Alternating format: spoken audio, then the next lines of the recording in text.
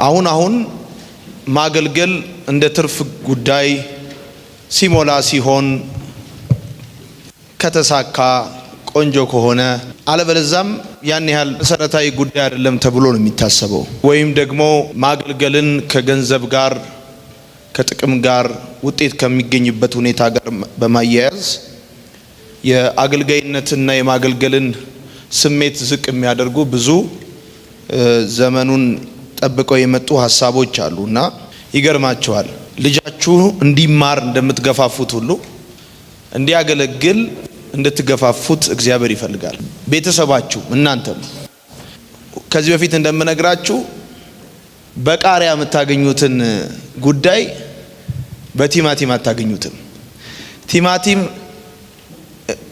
የሚሸፍነውን የሚተካውን ጉዳይ ቃሪያ አይተካውም። ምን ማለት ፈልጌ ነው? ማገልገል ብቻ ወደ እናንተ የሚያመጣው በረከት አለ፣ ሌላ ነገር የማያመጣው። ሰይጣን ከዚህ በረከት እንድትጎሉ ስለሚፈልግ ነው ማገልገልን አሳንሶ የሚያሳያችሁ።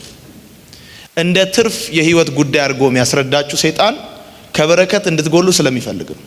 ስትጸልዩ ከእግዚአብሔር በረከት ትቀበላላችሁ፣ ስትሰጡ ትቀበላላችሁ፣ በሌሎች ጉዳዮች ሁሉ ትቀበላላችሁ።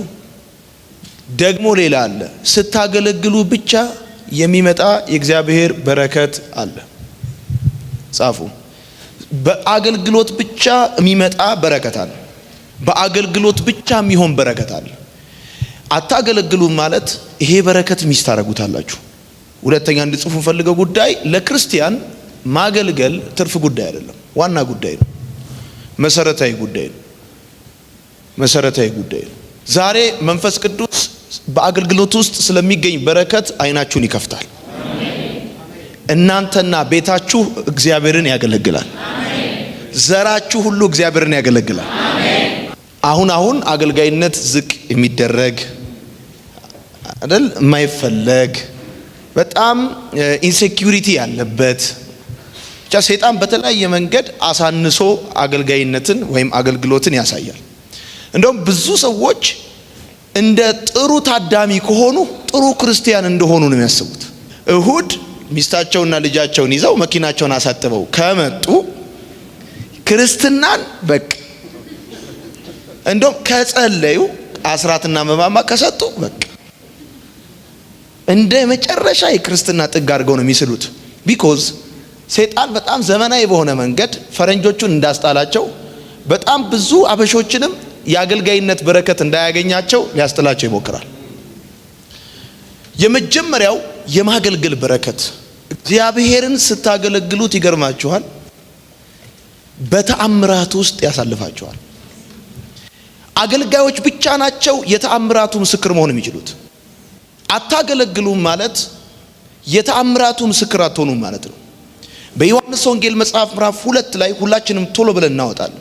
በቃና ዘገሊላ ውሃው ወይን ጠጅ እንደሆነ የጠጁ አሳላፊም ያውቃል፣ ታዳሚዎቹም ጠጥተውት የቀድሞ መናኛ እንደነበር ሁለተኛው በጣም ምርጥ እንደሆነ መስክረዋል።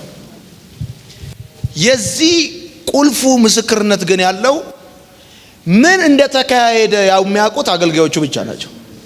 ከመናኛ ወደ ማኛ ነገሩ የተቀየረበት ሚስጥር ቴስቲሞኒ ያለው አገልጋዮቹ ጋር። አንብቡት። ምዕራፍ 2 ቁጥር 8 እንደዚህ ይላል። በአዲሱ ትርጉም ነው ማነብላችሁ። በሶስተኛው ቀን ቁጥር 1 በሶስተኛው ቀን በገሊላ አውራጃ በቃና ከተማ ሰርግ ነበረ። የኢየሱስ እናት በዚያ ነበረች። ኢየሱስና ደቀ መዛሙርቱ ወደ ሰርጉ ተጠርተው ነበር። የወይን ጠጅ ባለቀ ጊዜም የኢየሱስ እናት የወይን ጠጁን እኮ አለቀባቸው አለችው። ኢየሱስም አንቺ ሴት ሆይ ምን አድርግ ትይኛለሽ? ጊዜ ገና አልደረሰም አላት። እናቱም በዛ የነበሩትን አገልጋዮች የሚላችሁን ሁሉ አድርጉ አለቻቸው። በአይሁድ የመንጻት ሥርዓት መሰረት ከ75 እስከ 115 ሊትር የሚይዙ ከድንጋይ የተሰሩ 6 ጋኖች በዚያ ነበሩ። ኢየሱስ አገልጋዮቹን ጋኖቹን ውሃ ሙሏቸው አላቸው። እነሱም ጋኖቹን እስከ አፏቸው ሞሏቸው።